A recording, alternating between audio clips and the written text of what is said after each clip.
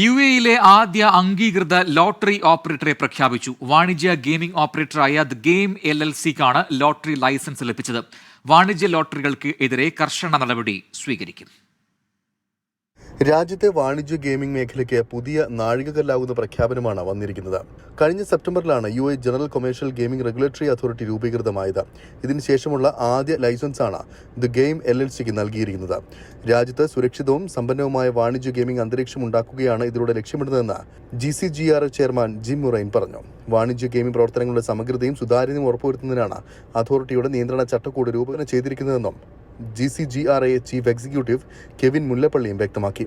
UAE lottery എന്ന ബാനറിലായിരിക്കും the game LLC പ്രവർത്തിക്കുക. എന്നാൽ ഗെയിമിംഗ് രീതികൾ എങ്ങനെയായിരിക്കും എന്നതുൾപ്പെടെയുള്ള കൂടുതൽ വിവരങ്ങൾ ലഭ്യമായിട്ടില്ല. ഗെയിമിംഗ് അതോറിറ്റി നിലവിൽ വന്ന ശേഷം നേരത്തെ മെഹസൂസ്, എമിറേറ്റ്സ് ഡ്രോ തുടങ്ങിയ റാഫേൽ ഡ്രോകൾ രാജ്യത്ത് നിരോധിച്ചിരുന്നു. ഇടയ്ക്ക് അബുദാബി ബിഗ് ടിക്കറ്റും താൽക്കാലികമായി നിർത്തിയിരുന്നു. GCGRAയുടെ അംഗീകാരമില്ലാതെ UAE വാണിജ്യ ഗെയിമിംഗ് പ്രവർത്തനങ്ങളിൽ ഏർപ്പെടുകയോ നടത്തുകയോ ചെയ്യുന്നത് നിയമവിരുദ്ധമാണെന്നും ഇത്തരക്കാർക്കെതിരെ കർശന നടപടി സ്വീകരിക്കുമെന്നും അധികൃതർ വ്യക്തമാക്കി. 24 ദുബായ്.